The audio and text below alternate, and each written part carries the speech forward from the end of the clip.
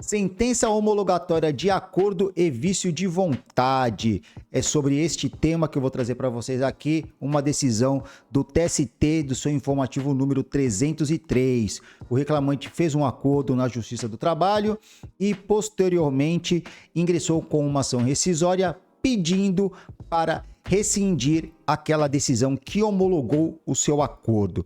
É possível? Não é possível? Quais são as possibilidades, o que deve ser feito, qual foi o embasamento do reclamante, quais foram os seus argumentos e qual foi a decisão do TST. É sobre isso que eu vou conversar aqui com vocês.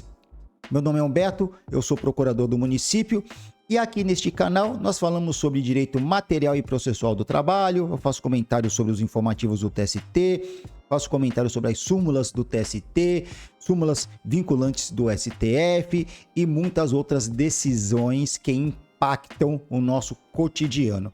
Então, se você não é inscrito, considere-se inscrever-se em nosso canal. E aqui vamos colocar o nosso slide. Sentença homologatória de acordo e vício de vontade. Vamos contextualizar a situação. O reclamante, ele ajuizou uma ação rescisória com base no artigo 966 do CPC de 2015. Ele objetivava o quê? Desconstituir uma sentença que homologou um acordo no valor de R$12 mil em uma ação de mais de R$1 milhão. Estranho, hein? Mas vamos aqui dar continuidade. Quais foram os fundamentos alegados pelo autor? O artigo 966, incisos 3, 5, 6, 7 e 8 do CPC, que trazem o quê? Trazem as hipóteses que você pode ingressar com uma ação rescisória. Aqui no caso seriam alegações de dolo, coação, erro, simulação, violação de norma jurídica, prova nova e erro de fato. Basicamente, todos os artigos e todos os incisos do artigo 966 foram ventilados pelo autor na sua ação rescisória. Bem, dando continuidade aqui, decisão do TRT e recurso ordinário. Bem, nós sabemos que a ação rescisória, ela é uma ação originária do TRT, a competência é originária, então a ação tem que ser proposta no TRT, uma vez que quem tem competência para rescindir ou desconstituir uma sentença é a instância superior, perfeito? Então, vamos imaginar aqui o seguinte, deixa eu trazer a tela aqui para mim.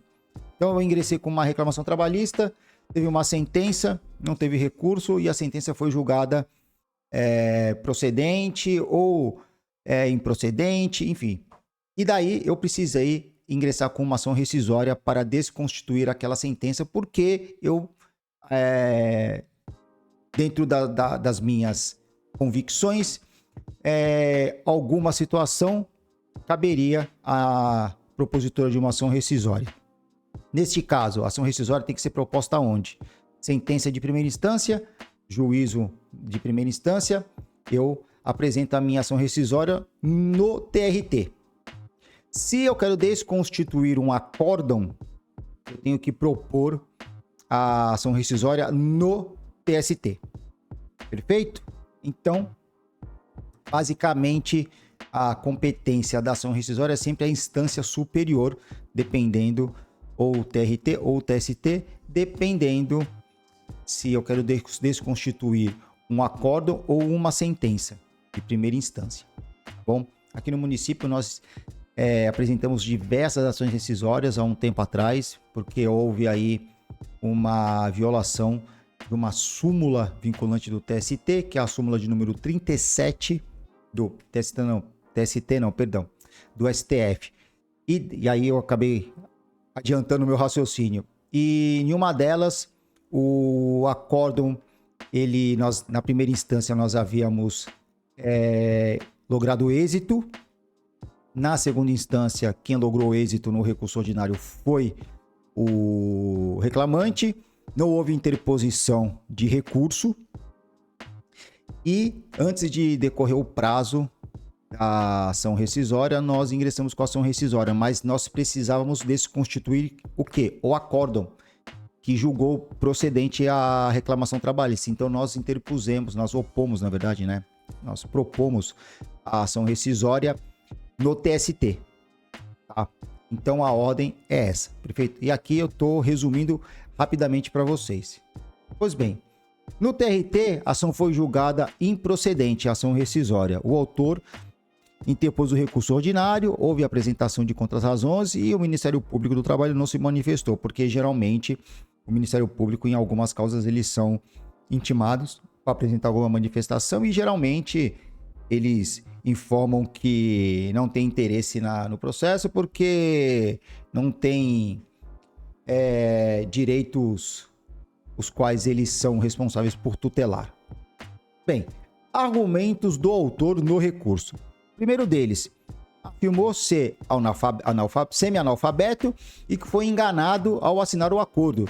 Ele acreditava assinar um novo contrato de trabalho na Justiça do Trabalho. Não sei nem se foi esse processo, ele foi para audiência, tá bom? O que pode ter acontecido ingressou com a reclamação trabalhista, fez o acordo extrajudicial, pediu a homologação daquele acordo e o juiz homologou o acordo. E ele também não tinha assistência de advogado. Tá? Bom, qual foi aqui a análise do TST da SDI 2? Conhecimento do recurso ordinário, o preenchimento dos seus pressupostos processuais, mas no mérito a decisão foi unânime pela improcedência do pedido. E as razões foram as seguintes. Primeira, ausência de prova do vício de vontade. Não ficou comprovado de forma irrefutável o vício de vontade. Segunda, falta de comprovação da condição de semi-analfabeto.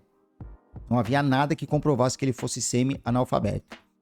Inexistência de prova nova, conforme dispõe aí o artigo 966, inciso 7 do CPC. E o erro de fato que também não foi configurado. Tá?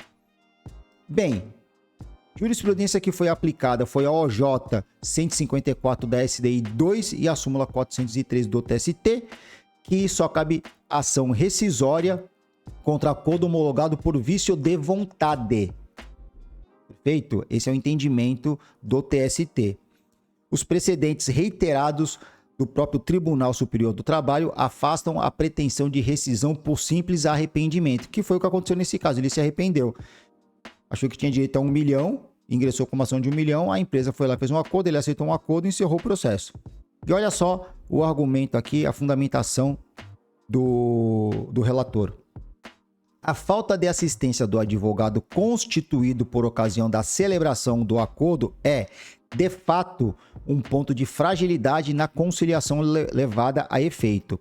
Porém, insuficiente para isoladamente invalidá-lo, na medida em que não há previsão legal específica estabelecendo essa condição, salvo nas demandas de homologação de acordo extrajudicial. E aqui foi judicial. Assim, a míngua de elementos de prova, ainda que indiciários a evidenciar vício de vontade, não há como prosperar a pretensão desconstitutiva. Perfeito? E aqui, conclusão do nosso julgamento, qual que foi? Por unanimidade, o TST conheceu do recurso ordinário, mas no mérito negou provimento. Foi mantida a decisão que julgou improcedente a ação rescisória.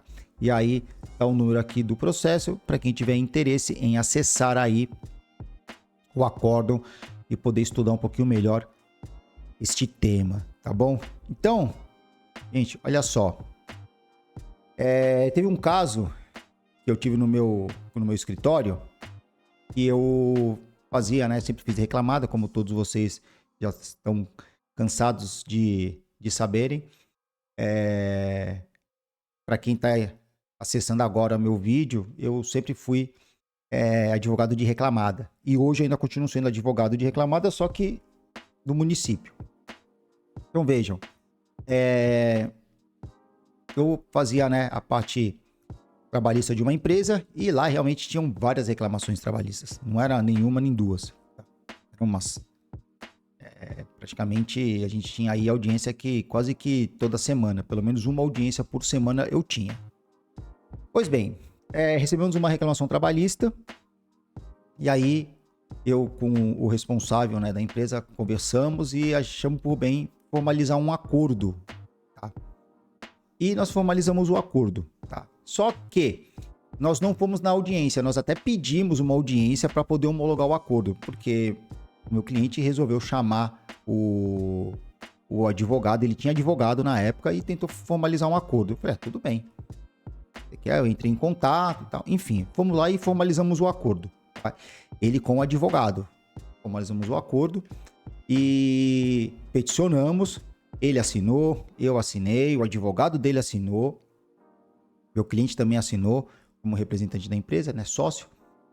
E peticionamos. E o juiz homologou. E eu até perguntei no dia que eu peticionei e levei, peticionei na própria vara do trabalho e perguntei, olha, pode designar a audiência, tanto que nós pedimos para designar a audiência, por quê? Porque era um valor elevado, o acordo. E o cartorário lá falou assim, não, doutor, pode deixar que a gente vai deixar aqui um bilhete e tal, enfim. E tem esse pedido. Bom, só que não teve audiência de conciliação. O juiz não designou audiência de conciliação. Meu cliente foi lá, fez o depósito, enfim. Passaram-se aí mais ou menos 1 ano e meio. Passou-se 1 ano e meio. Passaram-se 1 ano e meio, foi demais agora. Passou-se 1 ano e meio, mais ou menos, da homologação do acordo. Meu cliente recebeu... Eu recebi uma publicação desse processo. Pedindo pra gente... Pedindo o desarquivamento. Tudo bem. Aí, passou uns 20 dias mais ou menos, eu recebi outra publicação. E eu achei estranho, porque quando saiu a publicação de desarquivamento, eu fui verificar e não tinha petição, não tinha nada. Eu falei, que estranho. Bom, passou. Daí, passaram-se mais ou menos aí uns 20 dias, eu recebi uma outra intimação pedindo para reclamar assim manifestar das alegações do reclamante. Eu falei, nossa, mas que estranho. E fui ver o processo. E aí ele tinha contratado um outro advogado falando que o acordo tinha sido nulo, que houve vício de vontade e que ele queria desfazer o acordo, enfim. Só que eu achei estranho porque, primeiro, ele estava representado por um outro advogado. Segundo, o advogado, ele procurou o advogado ficava no centro de São Paulo, meu escritório era na Zona Norte. Ele procurou o advogado, ele fez o acordo, ele aceitou o acordo, poderia não ter aceito, mas ele aceitou o acordo. Enfim. E ele pediu para desfazer o acordo. E falou que houve crime, houve vício de vontade, enfim, alegou um monte de coisa no processo. E daí a juíza foi e marcou uma audiência, que por sinal era a mesma juíza. Ela marcou uma audiência e nós fomos na audiência. E só que a juíza intimou o reclamante, através do advogado dele que estava constituído, e intimou o outro advogado. Tá bom. Aí nós fomos os três na audiência. Eu, meu cliente, ele com o advogado dele, as três partes, né? Ele com o advogado atual dele e o outro advogado. Tudo bem. Aí chegou na audiência, a juíza pegou e perguntou. Falou assim, mas o que está acontecendo aqui? Eu falei assim, excelência, eu sinceramente não sei o que está acontecendo. Porque eu sei que realmente nós até pedimos uma audiência de conciliação, homologação do acordo, só que não foi designada. Meu cliente fez o pagamento na conta do advogado, o advogado recebeu e recebeu na conta dele. Agora, o resto eu não sei o que aconteceu. Aí ele falando, não, porque meu advogado não pagou, porque foi fraude, etc e tal. O advogado tava lá. E aí virou aquela confusão, aquela salada lá. Aí o reclamante pegou e o advogado do reclamante pegou falando assim, excelência, não teve pagamento, foi fraude, porque foi conluio, porque eles não queriam pagar o reclamante e tal. E detalhe, era um valor alto, o acordo foi um valor alto, não foi um acordo de 12 mil reais que nem tá aqui. Não, foi um acordo alto. A juiz achou aquilo estranho, falou assim, olha, doutor, eu acho muito estranho. Não foram bem essas palavras que ela utilizou, mas eu tô resumindo que faz muitos anos que isso aconteceu. Mas eu lembro de algumas coisas. A juíza pegou e falou assim, olha, doutor, eu tô achando estranho falar que não houve pagamento por parte do advogado, porque o valor era muito alto e eu não acredito que a empresa faria um conluio para pagar um valor tão elevado desse jeito. Não faz o menor sentido. Se fosse, por exemplo, neste caso, uma ação de 1 milhão e fazer um acordo de 12 mil, tudo bem. Agora, não era isso. Né? Não era isso. O valor do acordo se aproximava, né? Pelo menos a 70% do valor da causa. E tudo bem. Daí o advogado do reclamante falou, né? O outro advogado, que era advogado do reclamante, que deixou de ser, ele falou assim: Excelência, eu posso só me manifestar? Ele falou: pô, claro, doutor. E isso já tinham se passado aí mais ou menos uns 30 minutos. Aí tá. Aí o advogado dele falou assim: ó, Excelência, eu trouxe aqui os comprovantes de pagamento, tá aqui, ó, o número da conta dele. Tá aqui, ó, o número da conta que ele assinou o contrato, pediu para depositar nessa conta, eu depositei nessa conta. Tá aqui, ó. A juíza olhou para ele e falou: o senhor não recebeu? Ah, não recebi e tal. Bem, enfim. Resumindo a história para o vídeo não ficar muito longo, que já tô aqui há quase 15, 20 minutos.